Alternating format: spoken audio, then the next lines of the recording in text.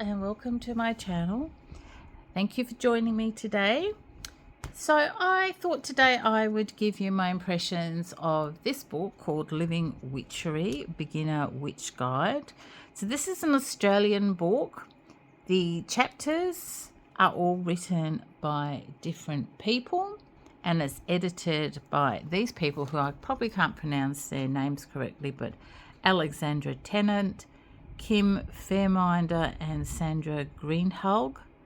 So I apologize if I pronounced those names wrong. And it gives you, it says it's a perfect guide for new witches and those seeking to consolidate their existing knowledge based on time-tested common traditions.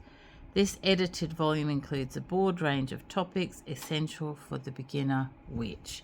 And it is very much Coven based, and I actually think it's probably Wiccan based from reading through it, but it's an interesting read and I learned a few interesting things that I'd never thought of before. I'm born in the UK, so my tradition is very Northern Hemisphere UK based, which whatever you like to say with that. But this book talks about getting in touch with the land that you live on and the plants and animals and spirits in the area that you live in, which I found really interesting. And I do live amongst the bush. We have lots of different trees and animals and things around here.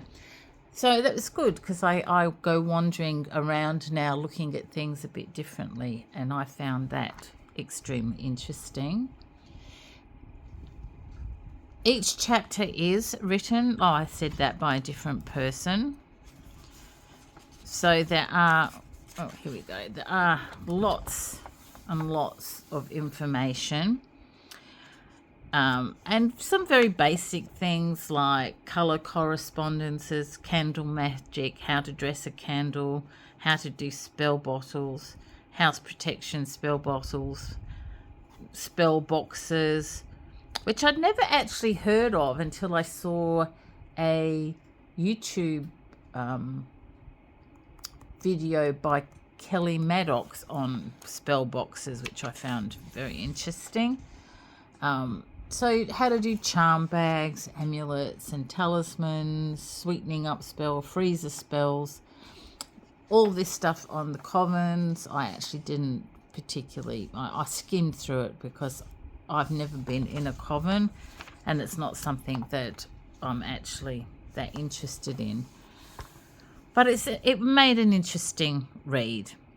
It tells you how to set up an altar, and this is...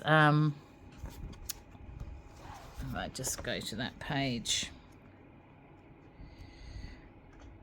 in the book.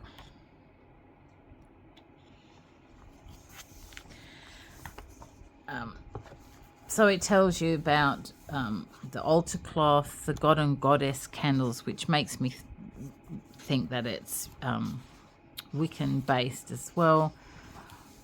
The things to put on, like little bowls for oil, salt and water, a bell, and a layout.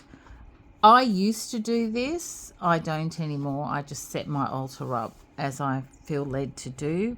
I don't follow any Wiccan traditions anymore, although I have to say, when I first started out in my journey, many, many years ago, the only books you could get were Wiccan based books and Northern Hemisphere based books, so it wasn't that practical for here in Australia, but that's all we had, so that's what I did and that's how I learnt. That's where I began, and I've changed a bit since then, but it's a good place to start. Some of the things they say that you need, I wouldn't say you need, but that's just my opinion. Like, I don't have a sword. I have a bell because I use that to cleanse the space. I put water and food on my altar, not salt and oil. I don't have a wand. I only have a chalice because someone gave me one, but I don't actually use it. Incense, of course. Plate, pentacle, no, I don't have those. I have an altar cloth because I like them and it's easier to clean up a mess. And I used to have God and Goddess candles. I used to have a silver and gold candle on my altar all the time. I'm not so much anymore. But it's a personal preference, what people like to do, and it gives you good information and you can make your own choices. Same as this information on casting circles. I don't cast circles, very rarely. And it gives you different ways to for divination. So it gives you lots of interesting information. Gives you some interesting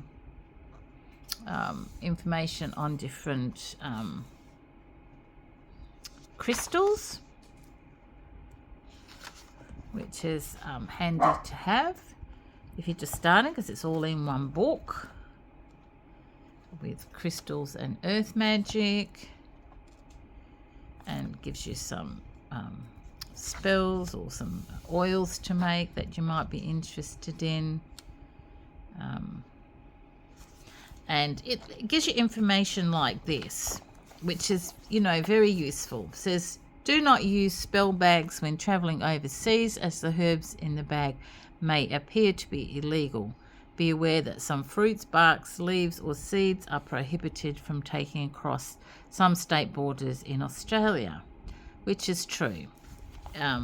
You can't even take fruit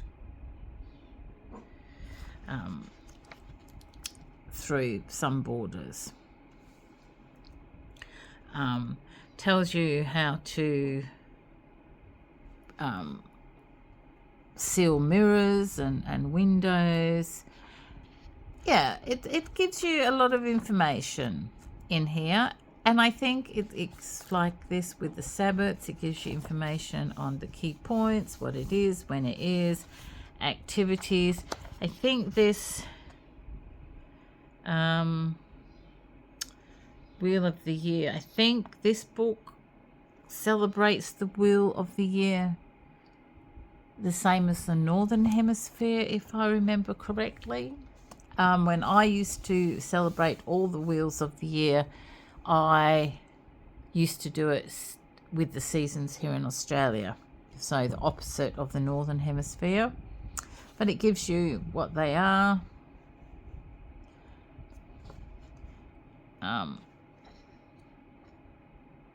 Yeah, some witches' tools that you may or may not want, but don't forget that you are the magic, not your tools. So you don't need all those things. Yeah, so here the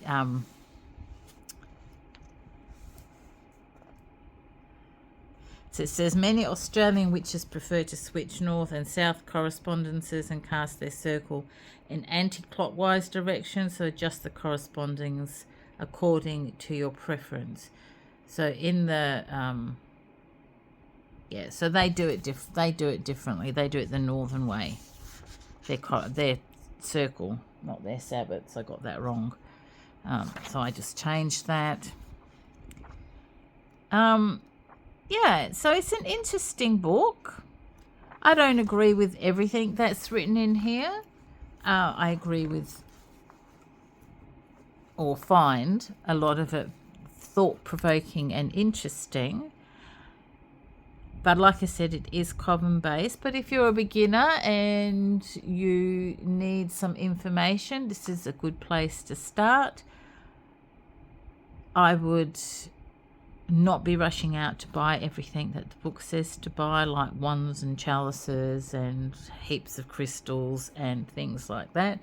Like I said in a previous video, you have to find out what you're interested in and if that's something that resonates with you, because a witchcraft journey, I believe, is a very personal journey. It's not a TikTok version of witchcraft. it's a lifestyle, or for at least for me and for many other people, it's a lifestyle. So you have to know what resonates with you, what feels good for you. Do you, want to work with deities? Do you want to collect herbs and dry them up? Or do you want to study astrology? Do you want to study numerology? I mean, they're not particularly witchcraft things, but you know what I mean. You have to find what's interesting for you, and reading a book like this gives you lots of different information about lots of different things, and it's a good starting point to begin to find out what's interesting for you and what you like. So thanks for tuning in. I hope you found this a little bit interesting if you were thinking of buying this book. It does have, lots of information in it. If I can just slowly do that so you can have a look and maybe slow it down and read what the chapters are.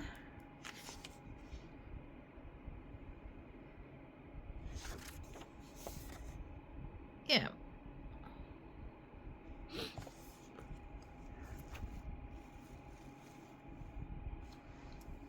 So thank you guys. I hope you enjoyed this, and until next time, many blessings and merry part.